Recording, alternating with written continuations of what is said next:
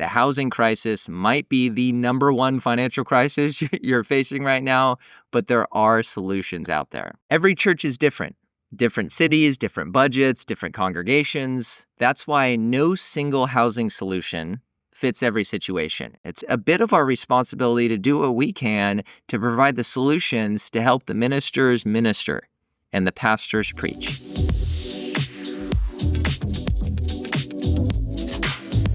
John's the executive pastor of a church right here in Northern California. He's a super sharp guy, a total thinker. The only thing John loves more than Jesus is spreadsheets. I mean, he's a total nerd. He tracks KPIs like a CFO. I mean, I love people like this, but let's be honest, we don't normally find them in ministry. So John wasn't facing a spiritual crisis. He was facing a structural crisis, meaning the church was growing, the mission was moving forward, but his team was lagging behind. They were kind of tired and discouraged and sometimes even quitting. And every time a staff member left, the true issue wasn't burnout or conflict or some dysfunction. It was housing. I mean, it was literally housing and cost of living that was quietly but consistently driving people out. As John put it, we cannot lose another person to Texas, right? So John did what he did best. He ran the numbers, and he looked at 3 different housing solutions. And don't worry, I'll explain them clearly for you. There's the parsonage model, the equity share model, and the investment model. Parsonage is church-owned housing, right? Kind of an old school approach to it. The equity share model is where the church and the pastor co-invest together. So there's shared equity. It can be any percentage split you want. And then there's the investment model where an outside investor, often someone from your church, and the pastor co-invest. So the parsonage, equity share, and investment model. And John's spreadsheet told a pretty interesting story. The equity share model, which can get a little complicated and is a lot to wrap your head around, turned out to be the smartest over time. It fostered ownership. It was the most similar to kind of normal home ownership for the pastor. It gave the church upside, and it was an evergreen investment, meaning it was an investment to the church's future, not just the pastor. And it wasn't just about the dollars. It was about the staying power and keeping the right pastors rooted here for the long term to fulfill the ultimate vision of the church. So they started small. 1 pastor, 1 modest home in the area, and 3 years later, that family is still here, rooted, thriving, playing the long game. It's been a pretty cool story. And now the church is exploring how to expand the model to the next set of pastors. All because John, one ordinary pastor, was willing to ask a simple question. What's actually working? Like, what are the potential housing solutions, and what might be the best fit for our church? Before I share another story, grab a free resource we created for you. It's called Avoiding the Exodus, Solving the 7 Housing Pitfalls. You can download it for free at pastorsfinancialtoolkit.com/3. Let me tell you about Paul. Paul's not a pastor. He's not on staff. He's not even an elder. He's just a devoted church member, just a regular guy who loves his church, and he happens to excel at his career. He's in his mid-50s. Him and his wife have done pretty well, upper middle class.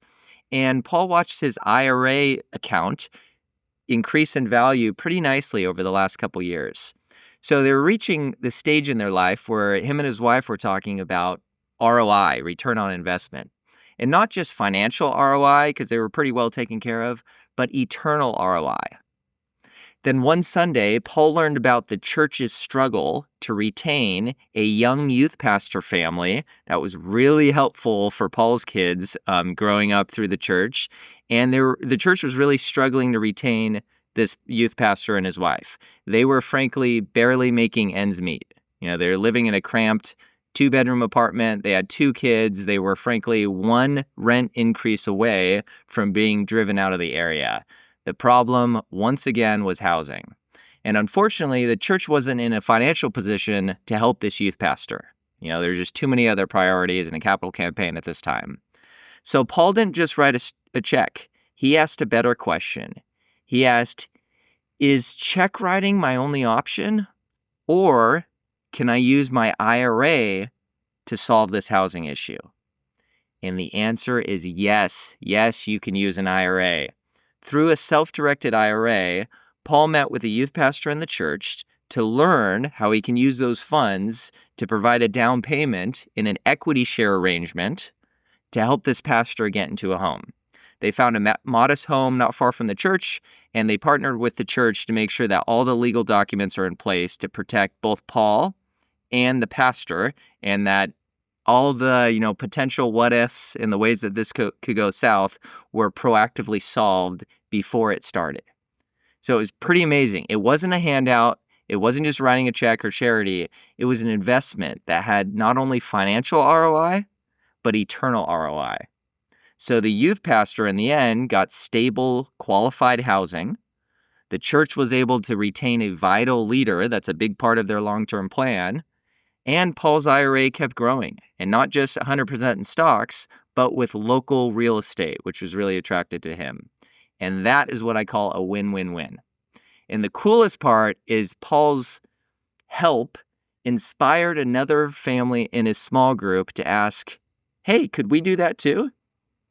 And that's where the magic happens, ladies and gentlemen. When people catch the vision, they see the opportunity, and they start living into being the body of believers, right? We all have a part to play. And that's why this model, this investment housing model, is underutilized.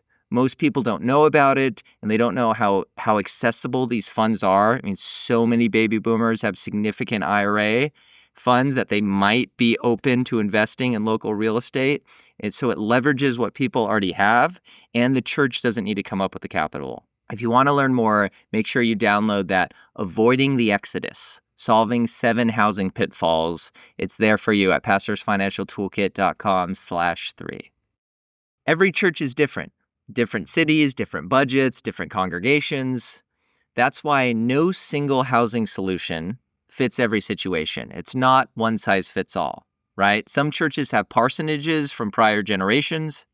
Some churches were gifted a property by an elderly family member or an elderly church member in the past. Sometimes they have a large property. Other churches are just getting started. Sometimes they're renting space or they have no assets at all.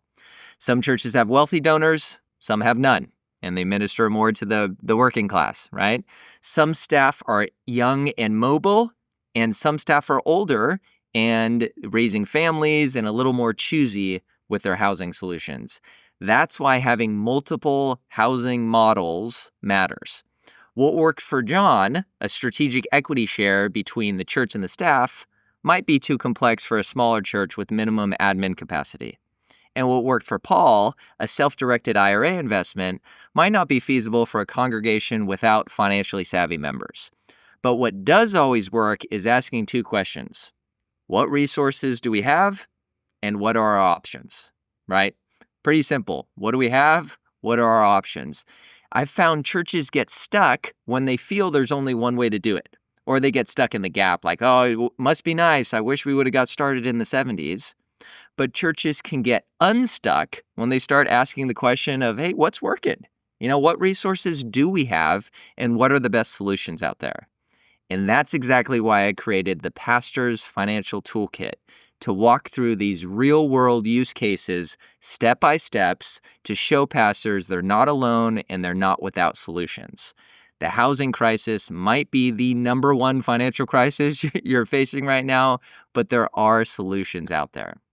And that's why I'm so passionate about equipping not only the pastors, but also educating the congregation to share their part to play in being the body and being part of the solution. I mean, I truly believe that pastors should not have to choose between thriving in their ministry and surviving financially. And I believe that congregants care. They care about pastors and they want to help. They just need to be shown the solutions in the right way.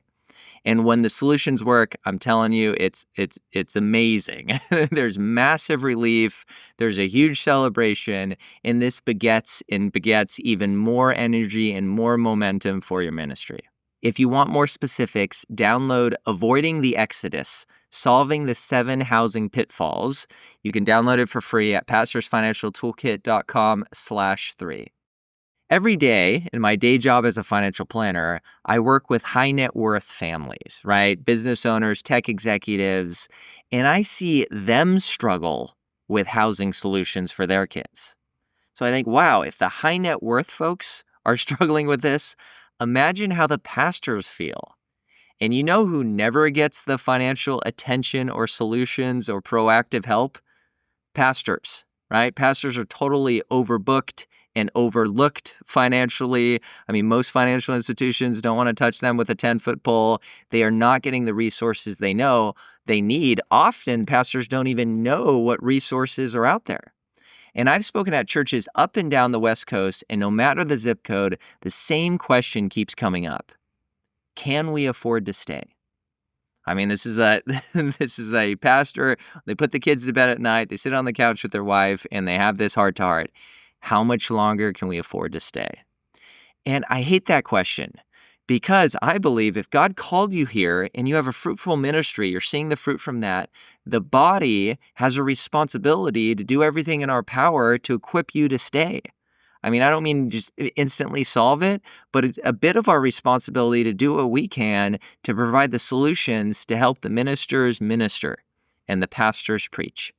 Churches need strong leaders. Leaders need strong foundations. And often the foundation beneath the foundation is housing security and financial confidence. And that's why I'm all in. Not just as a financial planner, but as the son of a pastor, the brother of the pastor. I've seen firsthand the toll that financial insecurity or housing insecurity can take on a family.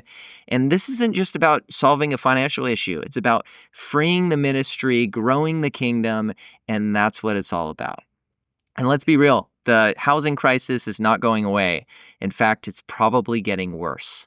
If we wait, we will lose more of some of our best leaders, not because they're necessarily called elsewhere, but simply because they cannot afford to stay. Don't forget to download the Avoiding the Exodus, Solving the 7 Housing Pitfalls. It's there for you at pastorsfinancialtoolkit.com/3, and reach out if I can be a resource for your situation. Next time, we'll shift gears to something that pastors don't talk about nearly enough: giving. We'll unpack how to build a culture of generosity that honors God, fuels your ministry, and most importantly, doesn't make you cringe. And I've seen a number of cringe stories over my time serving pastors, including when one pastor let a young life insurance salesman run his generosity ministry. I mean, it was a total win on paper. I'm telling you, he's like, man, this young guy is so confident. He's articulate. He's eager to help. He's a go-getter. But very soon, church members started getting follow-up calls about life insurance policies. And people felt totally pitched, not pastored.